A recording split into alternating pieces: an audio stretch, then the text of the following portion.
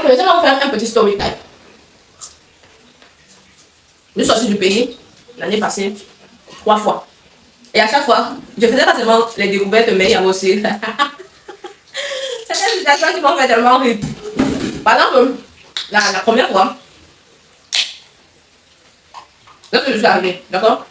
Nous sommes arrivés sur une situation où j'étais pratiquement la seule Camerounaise dans le transport. Et donc, dès qu'il y a découvert qu'il y avait un autre Camerounais, tellement j'étais émue, on a pratiquement changé de place, on s'est assise au même endroit. On parlait un peu de son investissement, ce qu'il va faire à l'extérieur. Il m'a parlé un peu de son business. Lui, il fait dans la banane. Et la façon qu'il m'a expliqué son travail, il est tellement plus bien payé à l'extérieur qu'au pays, logement, transport, nutrition, tout ça. Donc, bref, quand ils sont là, on le prend comme un petit dieu. Hey, arrêtez de bagarrer là-bas. Laissez-moi vous spécifier qu'il y a un spécimen qui m'a demandé que si on se marie, il doit vous mettre au rond. Il n'a même pas encore sur la liste électorale. Il a décidé de votre avenir. Donc, comportez-vous bien. Donc, le monsieur, en fait, quand je suis qu'il était Camerounais, on a changé de place, on s'est assis au même endroit, on a fait trajet ensemble.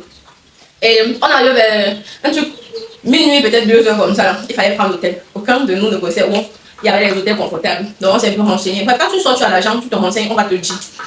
On nous a dit où il y avait l'hôtel. Quand on arrive, on veut payer. Non, nous sommes d'abord allés manger. Ouais, nous sommes d'abord allés manger.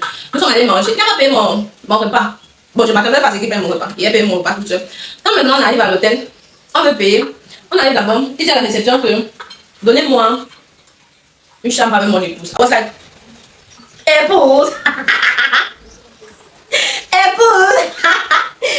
Quand il a fait comme ça, je sors ma pièce d'identité, je la donne. Pour qu'il puisse m'enregistrer. Quand maintenant il veut sortir l'argent pour payer, il dit non, comme nous sommes en aventure, ne te gêne pas, il faut garder l'argent, toi, on va dormir dans ma chambre. Donc, repas que pas payer, c'est la chambre, tu veux qu'on économise, parce que nous sommes en aventure, il faut qu'on économise. Quand ce temps il était tellement préparé, j'ai mon agent d'hôtel, c'est comme ça que j'ai pris ma chambre, il a pris sa chambre. Allez voir comment il rôdait au couloir, aller descendre jusqu'à ce que le matin s'est levé. Donc, deuxième cas, je suis allée faire les achats, d'accord? Et j'avais tellement calculé mon argent, j'avais quand même eu le surplus. Mais il est arrivé que on a fait 3 jours sur place, à ne rien fait. Les gars ne voulaient pas voyager. Ils cherchaient les prétextes. Premier jour, genre, oui, c'est bon, le voyage a annulé, il n'y a pas de problème, tu prends l'hôtel. J'avais fini mes achats jusqu'à ce que le moment de rentrer. Premier jour, ils ont annulé le voyage, tu prends l'hôtel, il n'y a pas de soucis, tu manges du matin, midi, soir, tu manges. Deuxième jour encore, ils annulent. Tu vois comment la tension commence à monter comme ça.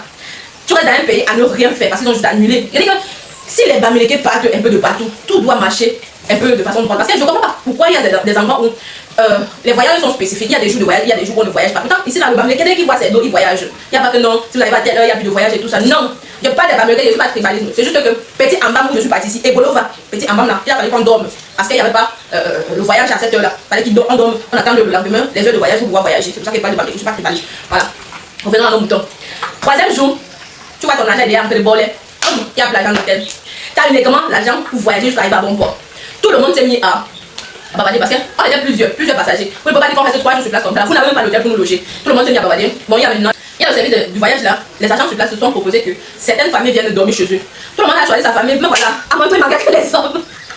À mon tour, il manquait que les hommes. Tu vois, on met des gens de se discuter. Non, viens dormir chez moi, viens dormir chez moi. Moi, j'étais là. Je ne peux pas aller dormir chez vous parce que vous êtes des hommes. S'il arrive que dans la nuit vous vous transformez, je fais comment? Bon, il y a un monsieur, il était un peu responsable visuellement. Il se propose donc qu'il va me loger. Comment? J'ai plus le choix, je n'ai plus l'argent pour l'hôtel. 3 jours sur place, ça n'est rien fait. Je n'ai plus l'argent. Il dit ok, sans souci. Quand tu sors, ta puce ne passe pas, tu ne peux pas faire les appels. Ils nous ont aussi dit que même le retrait, tu ne peux pas faire. Donc, du coup, j'étais dans cette notion-là que je ne peux pas faire le retrait pour payer. Donc, ils savaient qu'automatiquement, quand je n'ai plus échanger l'argent, quand je n'ai plus laisser sur moi, c'est impossible. Je suis obligé d'être logé par quelqu'un d'autre. Il n'y a pas de souci. On va y alors. Il me prend l'hôtel normalement, je donne mes papiers, on enregistre. Mais je vois le gars rentrer dans la chambre avec moi. Il dit que papa, c'est bon, non, je veux pas me laver, je veux dormir. Il était peut-être 16 heures comme ça qu'ils ont annulé. Pardon, ils ont annulé le voyage. Bon, maintenant, 18 heures, il vient me chercher, il envoie son chinda me chercher. On va manger.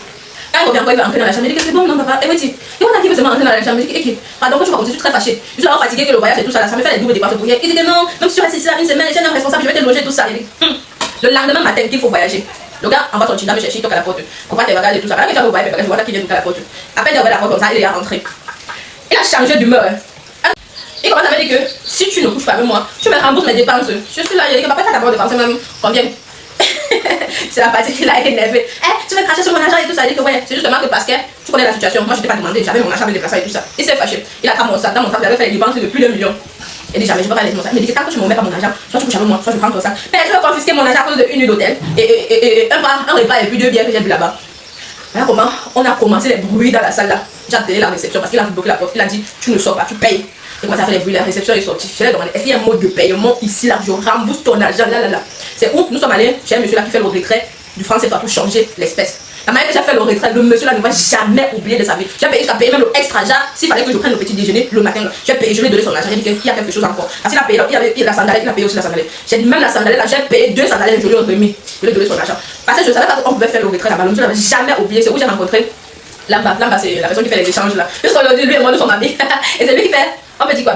Il fait l'échange de mon argent parce que je vais envoyer chez le client. Ou alors des fois il réceptionne ma commande.